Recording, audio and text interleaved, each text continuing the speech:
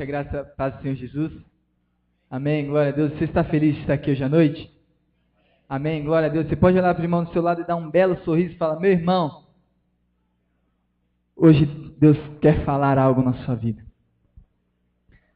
Eu sei que, igual o Jotinha falou, eu sou só um pica-fumo, um menino que não tinha nada para dar certo, mas Deus investiu em mim. E por Deus ter investido em mim, Ele pode investir na sua vida, amém? Glória a Deus por isso. Você poderia colocar a mão no seu coração, não está fazendo uma oração? Senhor Deus e Pai, colocamos nossas vidas perante a Tua presença, Deus. Deus, que eu seja usado simplesmente como um microfone nas Tuas mãos, Senhor. Que o Senhor venha falar a Tua palavra ao Seu povo, Senhor, e eu vejo milagres acontecendo aqui nessa noite, ó Pai. Eu vejo vidas sendo transformadas, Senhor, famílias sendo curadas, saradas, assim como eu fui. Assim como um dia o Senhor me transformou, Deus. Eu creio que há transformação para ser emanada da Tua glória hoje, Deus. E eu profetizo isso em nome do Senhor Jesus, papai. Amém, Deus. Amém. Glória a Deus. Pretendo não me demorar muito. Toda vez que eu falo isso, a primeira vez, igual o Jotinha falou, a primeira vez que eu fui pregar, eu preguei em 5 minutos. Eu tinha 4 folhas preparadas e foi os 5 minutos mais rápidos da minha vida. Eu preguei e tinha um teatro, o teatro deu 10 minutos de pregação. Aí me inventaram de me chamar para ir para Goiânia pregar. Demorei quase 2 horas, o pastor ficava olhando para mim assim, eu falei: pastor, tem que falar. Então, que hoje eu não pretendo me demorar muito, mas eu sei que Deus tem algo para fazer na sua vida. Eu sei que Deus tem algo para transformar no seu coração. Amém? Abra sua Bíblia em livro de Reis, 2 Reis 20. 2 Reis 20. Velho Testamento. Logo depois de Samuel. 2 Reis. Seu capítulo 20. Enquanto você está abrindo, eu fico muito feliz de poder saber sobre que alguém está se preocupando com família, porque a minha história é uma história de família. Vocês viram, meu pai e minha mãe estão ali. Eu tenho um outro irmão, uma irmã, que já é os 2 casados, e a minha história simplesmente ela é sobre uma transformação de família. É um cuidado de Deus em família. E eu fico muito feliz em ver pessoas falando sobre isso, tendo uma campanha sobre famílias. Porque eu sou da igreja desde criancinha, vim para a igreja com 3 anos de idade. Eu brinco que eu tinha mais tempo dormindo no banco da igreja do que no berço lá de casa, do que na minha cama. Eu passei muito tempo na igreja. E muitas poucas vezes eu vi gente se preocupando com família. Eu via pregadores pregando sobre avivamento, que Deus ia derramar um avivamento, que Deus ia transformar pessoas. Mas isso tem que começar dentro de casa. Isso começa de família. Porque senão acontece como várias gerações aí, vários pastores que eu vejo, que construíram vários ministérios, construíram várias coisas, mas a sua família está destruída. E vai chegar lá no céu, ele vai ver seu vizinho, seu amigo, e vai esquecer de ver seu filho. Porque o filho dele não vai estar lá. Porque muitas vezes ele vai estar perdendo a própria casa. A gente tem que se preocupar com família. Deus se preocupa com família. E esse texto aqui é de alguém que não se preocupou com família. Eu quero tentar te mostrar rapidamente isso. Vamos ler lá, 2 Reis 20. Vamos ler do 1 ao 11. Diz assim: naqueles dias adoeceu Ezequias de morte, e o profeta Isaías, filho de Amós, veio a ele e disse: assim diz o Senhor, ordena a tua casa, porque morrerás e não viverás. Então virou o rosto para a parede e orou ao Senhor, dizendo: ah, Senhor, se servido de te lembrar que eu andei diante de ti, em verdade, em meu coração perfeito, e fiz o que era reto aos teus olhos. E chorou Ezequias muitíssimo. Sucedeu, pois, que não havendo Isaías ainda saído do meio do pátio, veio a palavra do Senhor dizendo: volte e diz a Ezequias, chefe da casa do meu povo, assim diz o Senhor, Deus de Davi, teu pai, ouvi a tua oração e vi as tuas lágrimas. Eis que te sararei, e ao 3º dia subirá à casa do Senhor, e acrescentarei aos teus dias 15 anos. E das mãos do rei da Síria te livrarei, e a ti e a esta cidade, e ampararei esta cidade por amor de mim, e por amor de Davi meu servo. E disse mais Isaías: tomai uma pasta de figo. E a tomaram, e a puseram sobre a chaga, e ele sarou. E Ezequias disse a Isaías: qual é o sinal de que o Senhor me sarará, de que ao 3º dia subirei à casa do Senhor? E disse Isaías: isto te será por sinal da parte do Senhor, de que o Senhor cumprirá a palavra que ele disse. Adiantar-se-á a sombra 10 graus, ou voltará 10 graus atrás? Então disse Ezequias: é fácil que a sombra decline 10 graus. Não aconteça isso, mas que volte a sombra 10 graus. Então o profeta Isaías clamou ao Senhor, e fez a sombra voltar 10 graus, 10 graus, pelos graus que já tinha declinado no relógio do sol de Acás. Amém? Você pode ler comigo? Lá no versículo 1, diz assim: assim diz o Senhor. Achou aí? Assim diz o Senhor: ordena a tua casa, porque morrerás e não viverás. Você pode ler isso comigo? Assim diz o Senhor: ordena a tua casa, porque morrerás e não viverás. Amém? Essa passagem é uma passagem sobre o rei Ezequias. Eu já vi gente pregando sobre várias coisas desse rei. Foi um rei abençoadíssimo. Foi um rei que, se olhar no campo espiritual, ele não teve nada de errar, nada de errado, não fez nada de errado. Se você voltar um pouquinho no livro de Reis, ele conta a história. O rei Ezequias pegou essa geração destruída. Ele pegou essa geração adúltera, cheia de coisas que não tinham nada para dar certo. Eles tinham se declinado aos outros deuses. E o rei Ezequias começa a restaurar o altar. Ele começa a restabelecer a casa do Senhor ali. E ele foi um homem de avivamento no tempo dele. Ele transformou aquela geração. Aquela geração foi usada por Deus para transformação. Então ele conseguiu usar aquela geração como uma bênção. E também a gente não pode pensar que essa palavra ordena a sua casa fale de uma casa interior, porque ele era um homem de fé. Se você olhar no capítulo 19, o rei de Senaqueribe, o rei da Síria, sobe contra ele para pelejar com 185 mil homens. E ele começa a afrontar Deus. Ele afronta o povo e a Deus. E Ezequias pega a carta que esse rei mandou, rei Senaqueribe, e sobe para a casa do Senhor, chama Isaías: Isaías, vem aqui. Vamos lá para a casa do Senhor. Ele começa a orar para Deus. Ele fala: Deus, esse cara não está afrontando só a mim, ele está afrontando o Senhor. O problema agora não mais é meu, agora é seu. E Deus manda um anjo. Deus deve ter olhado assim: vem um mais fraquinho aqui que o cara ali me afrontou. Ele mandou um anjo. E naquela noite, 185 mil pessoas caíram mortas. Por causa desse cara. Por causa da oração desse cara. Então a gente não pode pensar que esse cara não era um homem de fé. Ele era um homem de fé. Ele era alguém abençoado por Deus. Você olha no sinal que ele pede para Deus. Porque toda vez que o profeta Isaías subia para falar alguma profecia, vinha um sinal junto. Ele fala: eu quero o meu sinal. Eu quero o meu sinal, porque eu sei que toda vez que você vem um sinal junto, eu quero o meu sinal. O rei Isaías, ele propõe um sinal interativo. Ele fala: opção 1. Você quer que a sombra vai 10 graus para frente? Tecle 1. Se quer que volte 10 graus, tecle 2. E ele fala: adiantar é fácil. Mesmo que Deus faça algum milagre fantástico, adianta sempre. Normalmente adianta. Mas esse homem, ele olha assim, ele fala: eu quero que volte. Nós sabemos que você não precisa conhecer muito de geografia ou de que for, que a Terra ela gira numa posição só. Então voltar não existe. A Terra não volta. Ela pode até se adiantar, mas voltar ela não volta. Esse cara está falando para Deus: Deus, eu creio que o Senhor pode mexer no universo inteiro por causa da minha vida.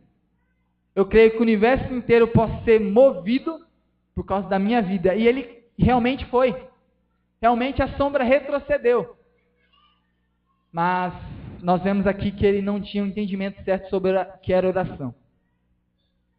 Oração, eu quero que você preste muita atenção nisso, não é simplesmente um objetivo que a gente ganha algo de Deus.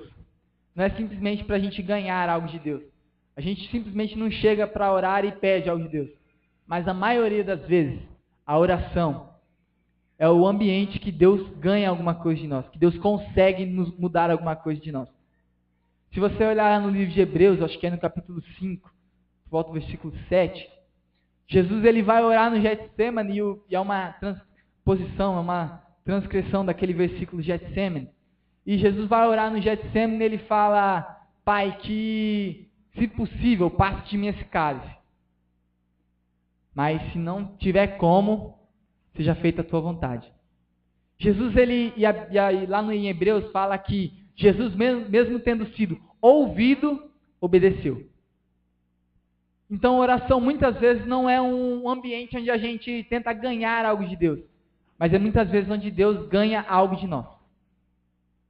E Deus aqui, ele manda uma palavra a Ezequias. Ele fala: ordena a tua casa, porque você vai morrer. É uma palavra muito forte, porque ela não veio de um pastor, não veio de um amigo, ela veio de Deus.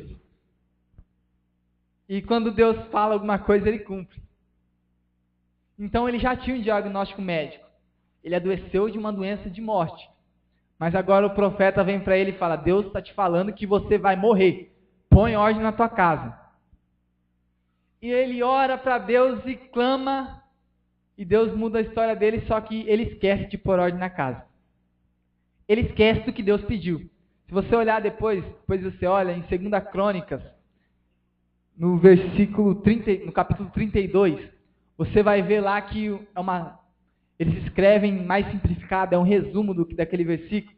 E ele fala que Ezequias, mesmo ganhando 15 anos de vida, não correspondeu à palavra do Senhor. Não correspondeu à ordenança do Senhor. Então ele ganhou 15 anos de vida, que coisa linda, magnífico. Mas ele não fez o que Deus mandou. Deus tinha mandado que ele tivesse colocado ordem na casa. Se você olhar essa palavra ordem, ela fala de deixar alguma coisa para a próxima geração. De deixar alguma coisa para os outros que virão depois de você. Esse é o intuito de família. Quando Deus ele chama Abraão, ele fala: Abraão, vem, porque eu vou fazer uma obra em você e que não vai parar em você, vai alcançar as outras gerações além de você. Deus, muito mais do que falar que eu quero abençoar você, eu quero abençoar os outros através de você. Eu não quero que isso pare em você. E Ezequias, ele fez a bênção parar nele. Deus, ele dá uma ordem e ele não obedece. Ezequias para a bênção nele. E Ezequias vê uma das piores destruições. Depois que ele morre, se você olhar, eu não vou ler, mas se você continuar lendo o capítulo, Ezequias, ele, depois de receber a palavra de Deus, o rei da Babilônia manda um servo dele lá. E manda um servo dele para falar: ó Ezequias, eu estou aqui, eu te trouxe algumas coisas que eu soube que você ficou doente. E eu quero ajudar você. Eu estou aqui para agradecer a Deus pela sua vida, ao Deus dele, né? A Bíblia escreve em Deus minúsculo, que é o Deus dele. Eu estou aqui para engrandecer o meu Deus por causa da sua vida. E Ezequias fica tão contente com aquele servo da Babilônia que ele mostra todos os tesouros daquela casa e mostra tudo. Tudo que os pais dele entesouraram, ele mostra tudo. E o profeta Isaías sobe para falar com ele mais uma vez. E o profeta fala assim que tudo, a geração depois de você, vai ser amaldiçoada. Porque você cometeu isso. Porque você não está pondo ordem na casa. Porque você não está cuidando da tua casa. E a próxima geração é amaldiçoadíssima. Se você olhar no capítulo 21 de Reis, Ezequias morre. E como era costume da época, o filho primogênito assumia no lugar dele. A Bíblia fala que o filho dele chamava Manassés. Ele assumiu com 12 anos de idade. Se a gente não precisa ser muito inteligente para saber, se Deus deu 15 anos a mais de vida para ele. E o filho dele, quando ele morreu, tinha 12, significa que ele foi feito no 15 anos a mais. Certo? Então, pensando nisso, a gente vê que Ezequias não cuidou da sua casa literalmente. Que além de não pôr ordem à casa, ainda ele teve um filho. E a Bíblia fala que o filho dele fez pior do que todos os outros que vieram antes. O filho dele fez tudo para destruir aquilo que ele tinha construído. Ezequias, no tempo dele, restaurou o altar e restaurou a adoração naquele tempo, naquele lugar. Manassés destruiu. Ezequias trabalhou, gastou tempo restaurando a adoração e colocando o altar do Senhor naquela terra. O filho dele destruiu tudo. Porque ele não soube pôr ordem na sua casa. Ele não soube deixar um legado para os seus filhos. Meu irmão, eu quero que vocês entendam que deixar algo de bom para os seus filhos é muito melhor do que qualquer outra obra que você fizer. É muito melhor do que qualquer outro avivamento que você está buscando. O mais importante é cuidar da sua casa e deixar algo de bom. Porque a Bíblia diz, e acho que às vezes a gente entende errado esse versículo, que ensina os seus filhos no caminho que eles devem andar, e ainda velho, eles não se desviariam. A gente de vez em quando entende isso um pouco errado. Esses dias eu estava conversando com um pai, lá na minha igreja, e eu estava conversando com ele sobre isso, que o filho dele estava meio afastado. Eu olhei para ele assim, eu falei, meu irmão, cadê seu filho? O que aconteceu? O que aconteceu que você não estou vendo ele? O filho dele é adolescente, tem 14 anos. Falei, Vinícius, você sabe como é, né? Sabe como é, adolescente, passa por aquela fase que não quer nada com nada. Eu perguntei assim para ele, meu irmão, você deixou? Você teve coragem de deixar? Quem é o homem da casa? É o seu filho? É um menino de 14 anos? Ele falou, não, que não sei o quê, que ele é menino, tem que deixar. Aí eu olhei para ele assim, meu irmão, se seu filho quiser fumar crack, você vai deixar? Ele assustou, regalou um zoião, falou, fumar crack eu não deixo. Olhei para ele, ir para o inferno você deixa, fumar crack você não deixa. Então, o filho ir para o inferno porque não conhece a Deus, a gente deixa. Mas fumar crack a gente não deixa, eu não entendi a lógica. A gente não cuida de família. A gente gasta tanto tempo tentando ganhar dinheiro. Eu tenho até um videozinho no YouTube que é muito bom você assistir, chama Seu Salomão. É um pastor Paulinho, ele é de Presidente Prudente, ele estava pregando na Lagoinha. Ele leva um personagem para a pregação que é o Seu Salomão. Seu Salomão na história tem 86 anos e ele fala que eu ganhei tanto dinheiro, e na hora que eu fui ver eu gastei todo o meu dinheiro para recuperar minha saúde. A gente faz a mesma lógica, só que com a família. A gente o pensamento é ótimo. Eu quero ganhar dinheiro para dar uma vida melhor para os meus filhos. Lindo pensamento. Mas nesse seu pensamento, você vai acabar gastando dinheiro com psicólogo, com ajuda para o seu filho, com um monte de outras coisas que ele não precisaria passar se você tomasse conta da sua casa. Se você colocasse ordem na sua casa. Eu tenho falado em muitos lugares que eu vou que por ordem na casa, cuidar de família é mais importante do que tudo. Ontem eu estava na casa de uma família e estava eu e o Michel, o pastor conhece. O menino uma semana atrás tentou se matar, tentou cortar os pulsos. Aconteceu uma briga dentro da casa dele e ele era da nossa igreja, se afastou, foram para uma outra igreja e ele, é o João Vitor, a Cátia deve conhecer, o Jota também. E o menino, aconteceu uma briga, ele brigou com o pai dele, e a mãe entrou no meio, aí o menino deu um soco na mãe dele sem querer, e foi pro quarto bravo, fechou a porta, depois de 2 horas, foram bater lá, o menino não respondia, arrombaram a porta, ele estava todo ensanguentado, deitado no chão. E eu fui lá e eu comecei a profetizar naquele lugar. Falei, João, você é o único que pode mudar a situação. Porque o movimento de Satanás naquele lugar, ele entra por lugares que tem brecha. Eu peguei a mãe dele, eu peguei o pai dele, não tinha chegado ainda, eu falei, mãe, vem aqui, vamos orar junto.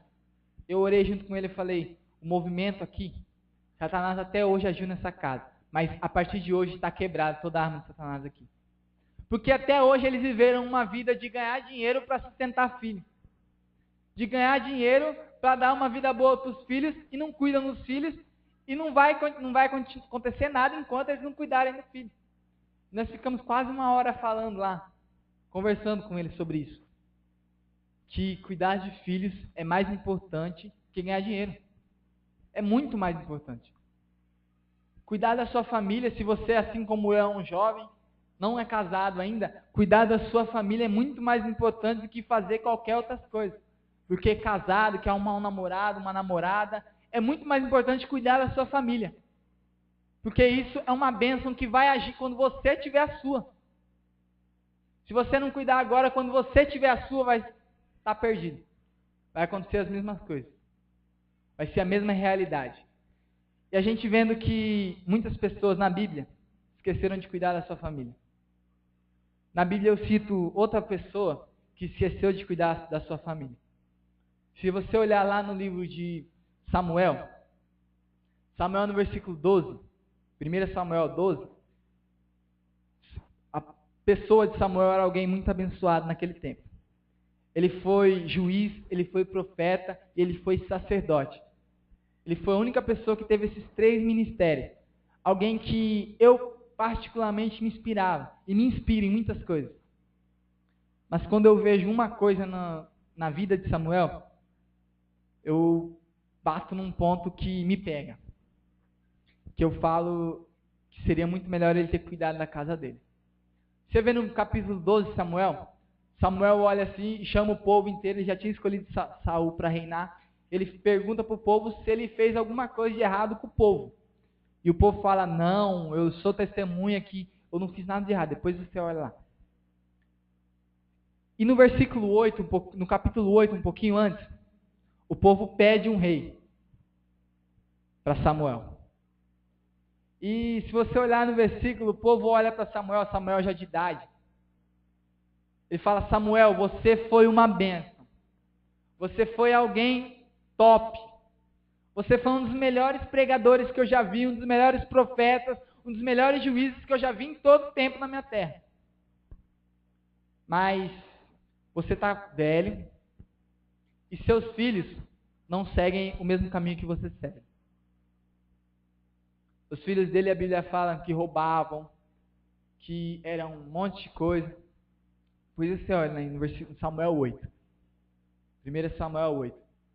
E o povo, e Samuel fica triste com aquela palavra e fala, Deus, o povo está me rejeitando.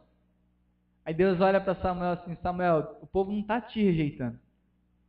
Porque se você continuasse essa visão, gente, se você vivesse mais 300 anos, o povo estava com você. O povo acredita que você é uma bênção. Mas você não soube cuidar dos seus filhos. E os seus filhos não são uma referência para ele. E você está morrendo e eles querem um rei. Então eles estão rejeitando a Deus, a mim. Deus fala, eles estão me rejeitando por sua causa. Gente, eu fico traumatizado quando eu olho o livro de Juízes. Se você olhar o livro de Juízes, levanta uma geração do avivamento. O povo estava andando por maus caminhos e levanta um povo que começa a clamar ao Senhor e começa a adorar o nome de Deus e começa a levar o avivamento para aquele lugar. É uma bênção. Mas aí a Bíblia fala que vem uma outra geração. A próxima geração já não segue a mesma. E por não seguir a mesma, eles são castigados. E fica num ciclo vicioso. Um levanta, o outro destrói. Um levanta, o outro destrói. Até quando a gente vai viver desse jeito? Até quando a gente vai viver levantando coisas para a próxima geração destruir? Até quando a gente vai começar a construir o avivamento, derramar o avivamento num lugar, numa cidade, em pessoas, e a outra geração destruir tudo? Meu irmão, cuidar de casa é mais importante do que tudo. Se você não cuidar da sua casa, eu sinto muito, os seus filhos, e eu falo isso olhando para a Bíblia, isso é bíblico, os seus filhos não vão seguir. Aí você depois vai, quando seus filhos estiverem adolescentes, você vai procurar pastor e procurar apóstolo, vice-deus. Isso, meu filho, você pode procurar quem for. A culpa é sua. A culpa é sua por os seus filhos não seguirem o caminho do Senhor. Que você não põe ordem na sua casa. Você não tem colocado ordem na sua casa e tem acontecido várias coisas. Queria que tem uma música para mim mudar um pouquinho, falar um pouquinho sobre o que Deus fez na minha vida e na minha casa. Tem uma música que é o retrato dessa geração, de hoje que nós vivemos. Hoje a geração tá terrível, gente. O que os adolescentes mais têm precisado é de carinho. O que os pais mais têm precisado também é de carinho. Porque eles não receberam e eles transportaram uma realidade dos pais para outra geração e continua a mesma merda. Desculpa o perdão da palavra, mas continua do mesmo jeito. Continua as mesmas coisas. As pessoas se reproduzem. Isso é psicológico. A psicóloga que fala que as pessoas, tudo que você aprendeu nessa casa, você reproduz quando você vai para a sua. Quando você inventa de casar. Você vai reproduzir tudo que sua casa é. Então entenda uma coisa, você jovem que ainda não casou, assim como eu. Se você não cuidar da sua agora, você vai reproduzir tudo de ruim quando você casar. E você que casou, você tem a oportunidade de mudar a vida, mudar a lógica agora, para o seu filho não precisar viver o que você está vivendo. Para o seu filho não precisar passar pelo que você passou. Por todas as coisas, todas as tristezas que você passou. Essa música, eu vi ela primeiramente com o Yudi. Não sei se vocês conhecem o Yudi, que apresentava programa na SBT, aquele japonesinho. E ele cantou essa música um dia, que até ele entendeu que aquela música fazia sentido. Até ele entendeu que uma música fazia sentido, uma música cristã, uma música evangélica. O cantor se chama Tom Carf. Essa música ela fala, só Deus pode restaurar esse amor. E eu quero que você escute, se tiver como pôr ela aqui, chama Só Deus pode restaurar esse amor. E depois eu continuo. Som.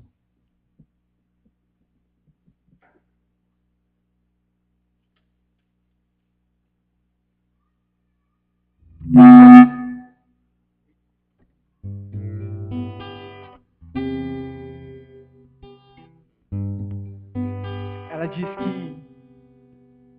assim, quero te pedir, meu Senhor, atenda agora o meu favor, pelo que fizeste perfeito, e que o homem roubou. Ela é muito forte, ela diz, quero te pedir, meu Senhor, atenda agora o meu favor, pelo que fizeste perfeito, e que o homem roubou. O amor que não existe mais, como foi há muito tempo atrás. A alegria que existia no lar, hoje se esfriou. E agora uma realidade. Os filhos que do pai se esqueceu, a família que não se fala mais, a filha que perdida está, o casal que pensa em se separar, o desprezo que o vovô suportou, a indiferença que sofreu a vovó. O desprezo invadiu os corações, mas Deus pode restaurar esse amor. Só Deus pode restaurar esse amor. Pode restaurar esse amor. Basta você pedir com fé, e Ele vai restaurar a sua casa hoje. Amém? E ela fica repetindo, ela fala, essa música ela fala sobre algo muito interessante. Se você não conseguiu perceber, e eu quero que você entenda isso, é a nossa realidade hoje. Ela fala, quero te pedir, meu Senhor, atenda agora o meu clamor pelo que você fez perfeito, mas o homem roubou. Gente, é uma crise falar de família hoje, nos meios da geração.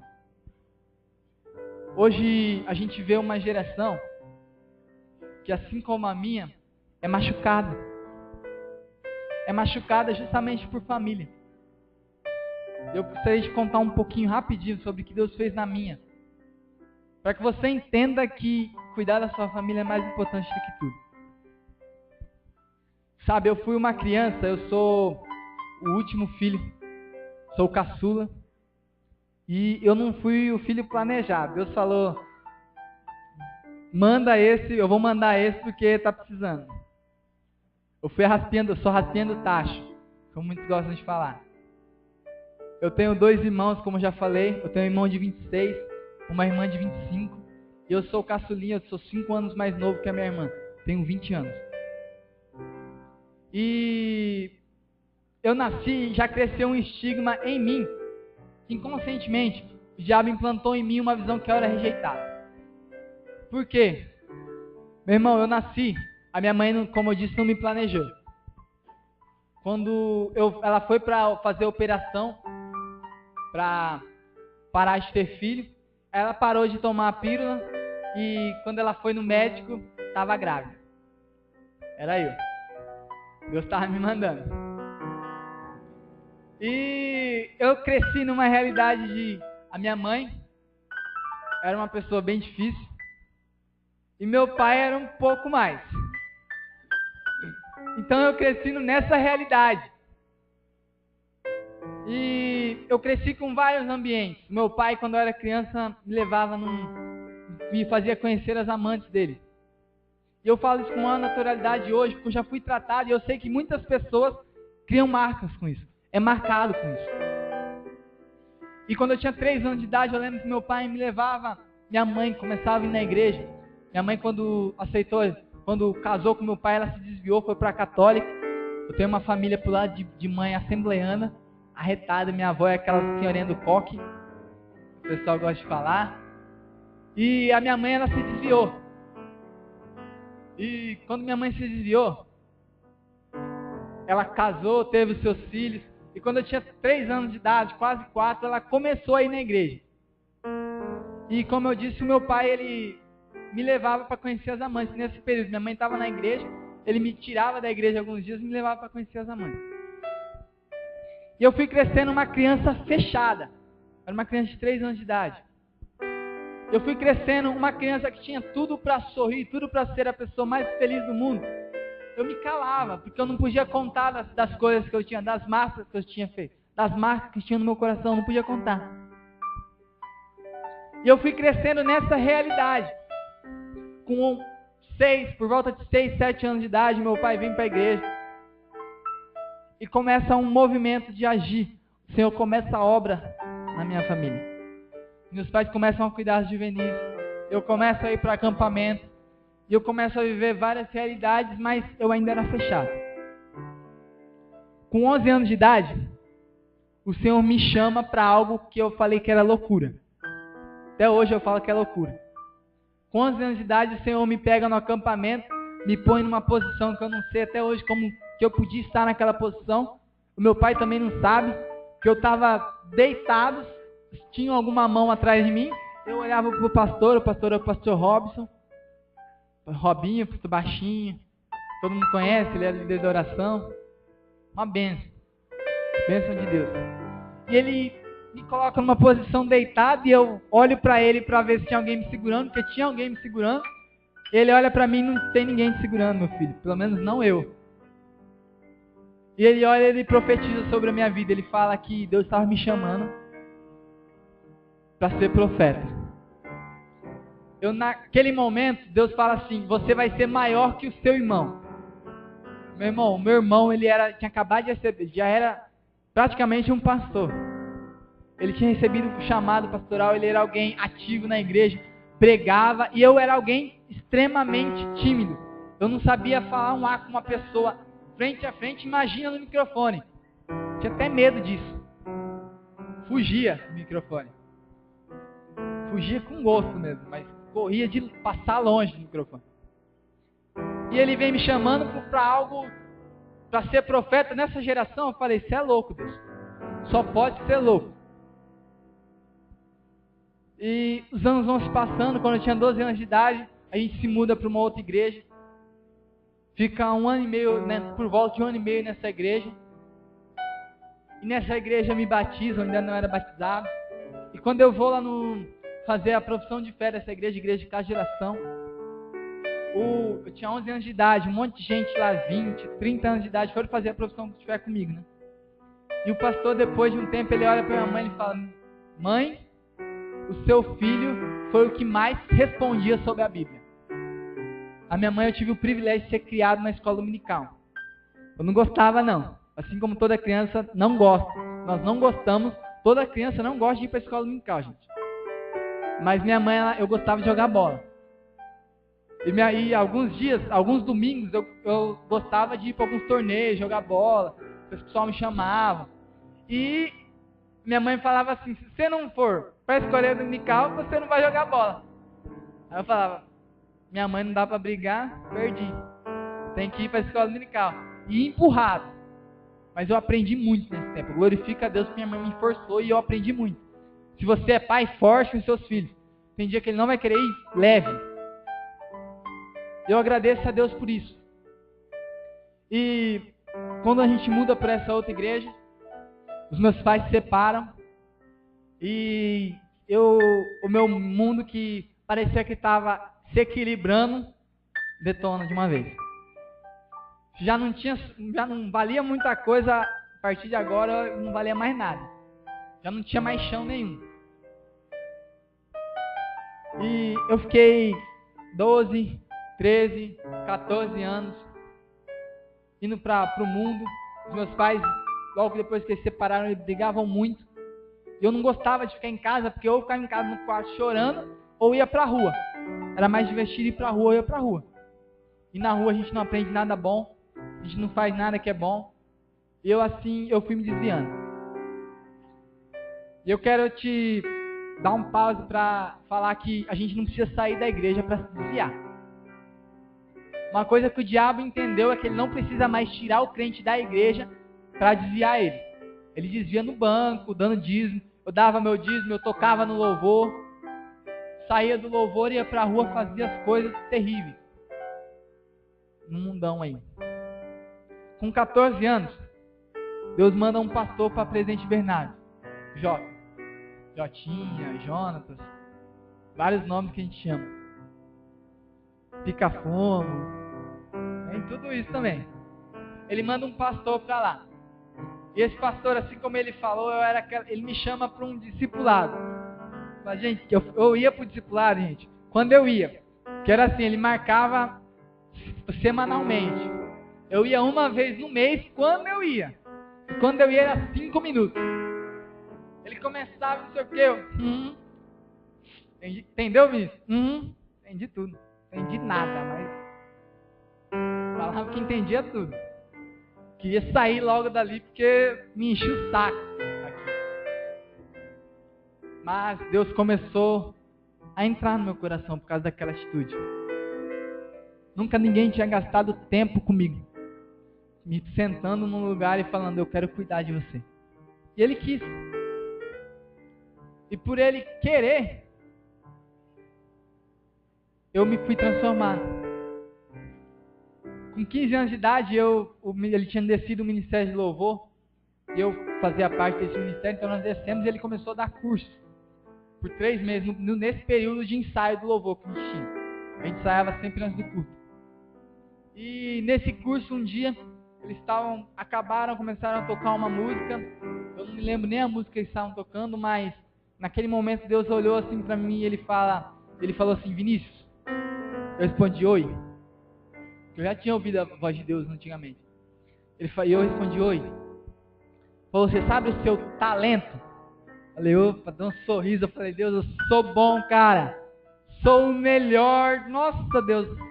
Eu devo evangelizar uns par de anjos aí no céu, quando eu toco. Deus, ele deve ter olhado assim. Ele falou assim: eu não estou preocupado com ele. Aquilo me deu um baque tão grande. Deus, ele falou: eu quero o seu coração. Quando Deus falou: eu quero o seu coração, tudo aquilo que eu tinha carregado de coisas e de traumas eu entreguei. Falei: Deus, meu coração está traumatizado, está todo enterrado em um monte de valores errados e um monte de coisas. É seu, se você quer, você cuida. eu entreguei para Deus. A partir do momento que eu entreguei para Deus, eu comecei a cuidar da minha casa. Lembra que eu falei que meu pai me fazia ver as amantes? Eu tinha encarregado de mim, dentro de mim, inconscientemente, tinha criado um ódio do meu pai. Eu não conseguia perdoar meu pai com isso. Eu amava meu pai, eu amo meu pai. Mas eu ficava preso naquela realidade.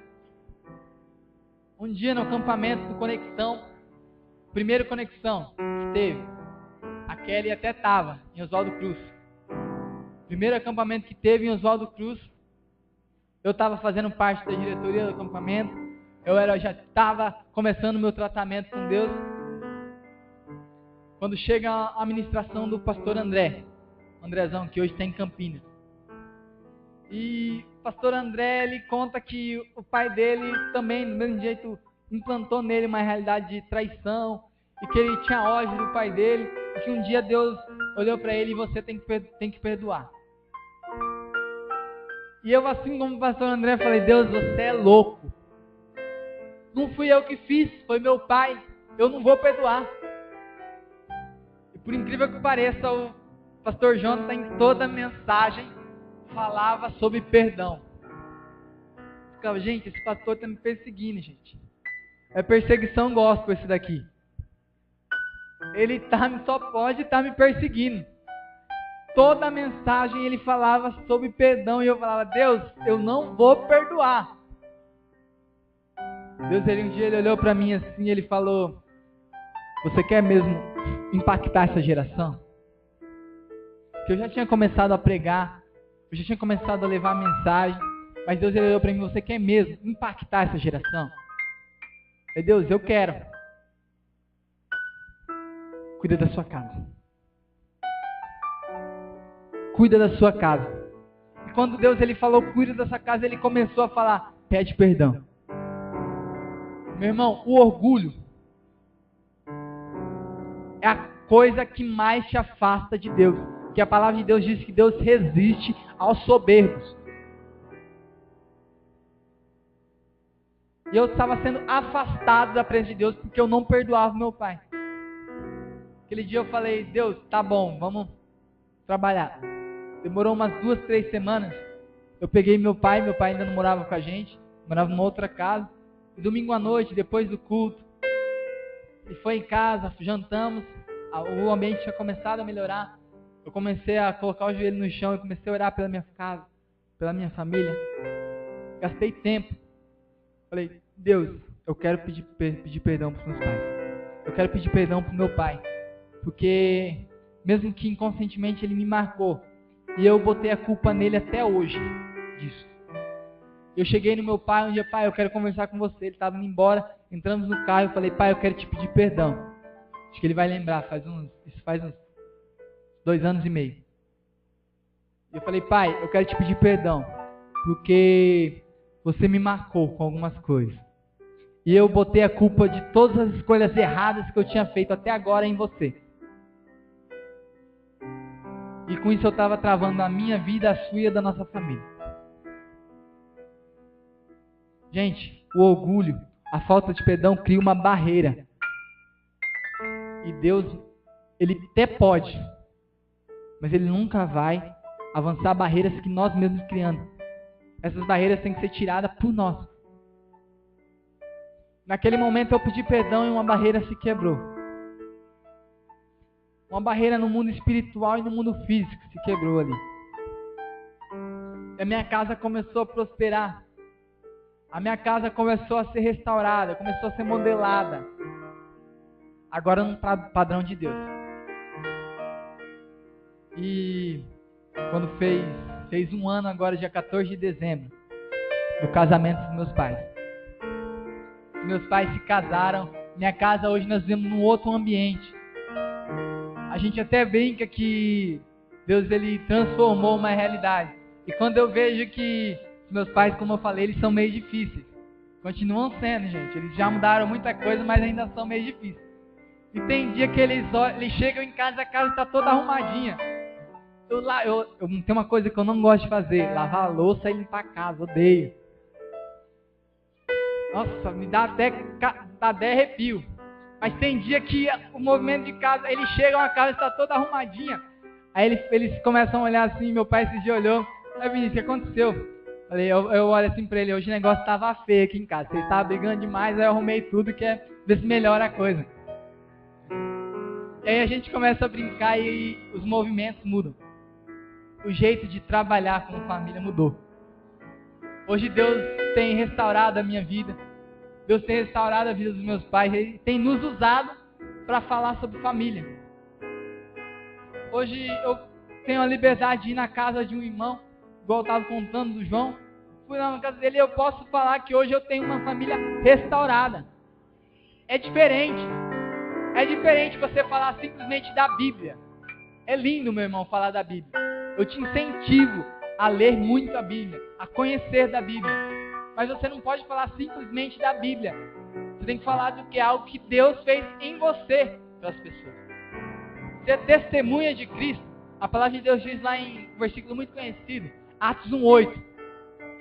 Diz que recebereis poder ao descer sobre vós o Espírito Santo e sereis minhas testemunhas. Gente, testemunha não fala daquilo que ele não conhece. Testemunha fala daquilo que viu. Quando uma testemunha chega para falar alguma coisa, ele não está falando sobre algo que ele não viu. Ele está falando sobre algo que viu. Não, eu vi isso, isso e isso. Invista na sua casa. Deus, ele se importa com família, gente. Se importa demais. Porque ele sabe que toda bênção começa na casa. Ele sabe que toda bênção começa na família. E talvez hoje você precisa pedir perdão para alguém. Talvez você ainda reconheça alguns movimentos errados na sua família. Talvez você, assim como o retrato dessa geração, tenha tentado ganhar dinheiro. Não tem nada de errado ganhar dinheiro. Não estou falando contra o dinheiro. Mas é errado trocar a sua família por dinheiro. É errado você trocar a sua família por qualquer outra coisa. Trabalhar na casa de Deus é uma bênção, algo maravilhoso. Mas o que adianta você ganhar milhões de pessoas em muitos lugares e perder a sua casa? Do que adianta você fazer um movimento de avivamento nas cidades, na região, no mundo, Deus te levar para a Índia, Deus te levar para qualquer outro lugar para evangelizar, para você ser missionário, se você não tiver cuidado da sua casa? Eu fui esses dias em Goiânia pregar, esses dias não, já faz alguns meses, e eu comecei a pregar, e o tema da mensagem era basicamente isso, era até onde você iria por uma vida. Eu comecei a pregar e as pessoas começaram a falar, eu comecei a pregar, as pessoas começaram a ficar felizes, que eu falei, não, que a gente tem mesmo que evangelizar, que a gente tem que ser missionários, que a gente tem que fazer uma manifestação do Espírito Santo descer sobre todos os lugares dessa terra. Aí eu dei uma ênfase, eu dei uma parada. Eu falei assim, isso não vai acontecer enquanto a sua casa não for transformada. Gente, não acontece. Você nunca vai atingir uma geração se a sua casa for um lugar de perdição. A gente tem que ser testemunha. E muitas vezes, muitas pessoas não aceitam a Jesus justamente porque a gente não é testemunha de família. Que as pessoas percebem, gente, o que a gente mostra para elas. E a gente pode até tentar esconder que a família está uma bênção. Não, igual aqueles irmãos que antigamente aconteciam muito, que colocavam um terno, ia para o domingo de manhã com a família toda bonitinha. Chegava em casa, eram os cavalos. Eram pessoas terríveis. Gente, você pode até tentar disfarçar. Mas as pessoas vão ver isso na sua família. As pessoas vão ver que tem algo errado. E se talvez um amigo seu, um vizinho, se talvez alguém que ainda não aceitou Jesus perto de você, não aceitou justamente porque a sua casa está destruída. Porque ele não vê Jesus na sua casa. Eu tenho dia que meu pai até tem que mandar eu baixar o som, porque eu ergo o som e eu falo, meus vizinhos não tem que se converter. Se eles não se converter, a gente bota uns resgate, oficina, pra eles ficarem meio loucos. Aí depois a gente bota um Davi Sasser, algo mais tranquilo, pra eles ouvir a mensagem. Pra eles ouvir, pra eles ficarem meio surdo pelo menos. Se eles não se converterem, eles vão ser surdos. De uma das duas eu sei que eles vão ser. Mas tirando toda a brincadeira, os meus vizinhos hoje são bênçãos também. Os meus vizinhos, esses dias a gente tem um trabalho de células e vira e mexe, eu passo no meu vizinho e eu começo a abençoar a vida dele. Eu saio para ir para a célula e a célula é perto de casa e eu passo e eu começo a abençoar a vida dele. Esse dia eu estava conversando com o vizinho da frente que está começando a se converter e eu falei assim para ele, André, a sua vida pode ser transformada no dia que você quiser.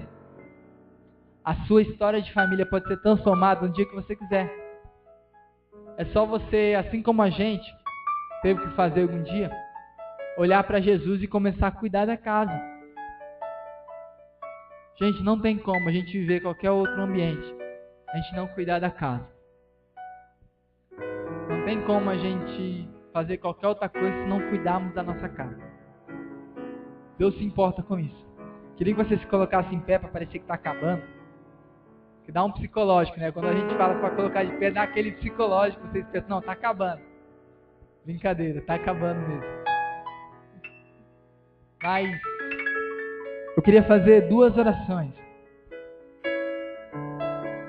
Primeiramente, eu queria que a igreja inteira se envolvesse numa oração. Eu não sei se estamos todos em família, se todos já aceitaram a Jesus. Mas mesmo que já aceitaram, eu quero que a gente ore confirmando isso e falando para Deus que agora nós vamos cuidar da nossa casa. Então eu vou orar, você dê a mão para o irmão que está do seu lado, se você tiver a sua família aqui perto, vai pertinho da sua família, chegue perto da sua casa, dê a mão para eles.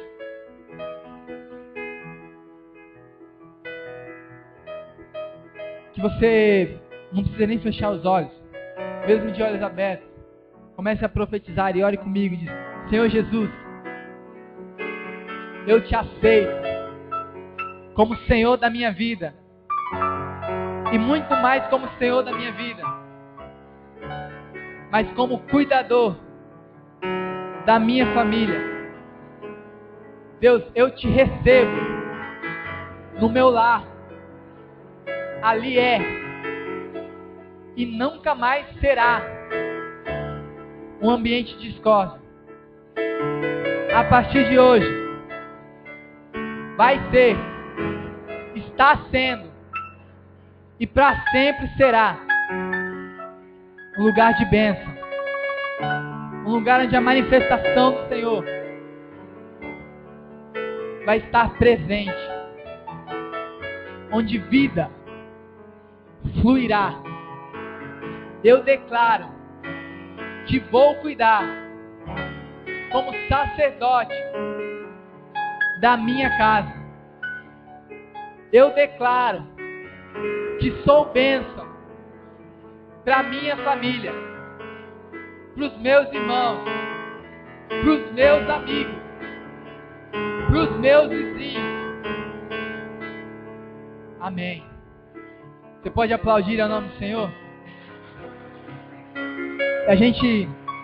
Quando começou o culto, nós tocamos uma música que chama Deus de Aliança, e essa música especialmente, ela me quebra, literalmente.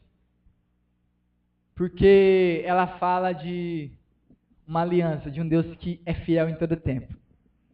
E eu tive a oportunidade dos casamentos dos meus pais, eu, meu irmão e minha irmã cantarmos essa música, como filhos. Unidos, a minha irmã estava com barrigão. Eu tenho uma sobrinha de 1 ano, fez 1 ano agora em março.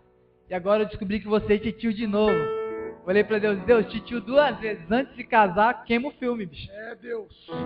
Titio 2 vezes antes de casar. Uma eu ainda tava levando, mais 2, Deus. Aí queima meu filme demais. Mas eu tive a oportunidade de cantar essa música. E essa música, ela fala de um Deus que cumpre as coisas.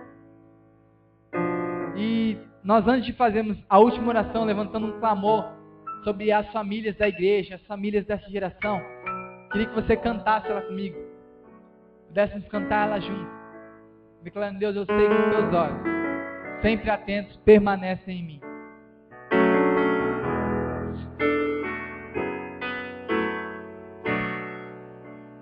Sei que os teus olhos, sempre atentos, permanecem em mim. Os teus ouvidos e os teus ouvidos estão sensíveis para ouvir meu clamor. Posso até chorar, mas a alegria vem de manhã. É Deus de perto e não de longe. Nunca mudaste, tu és fiel. Seria levantar as suas mãos e declarar: Deus de aliança, Deus de aliança, Deus de promessa, Deus que não é em ti, tudo pode passar, tudo pode mudar, mas a palavra vai se cumprir.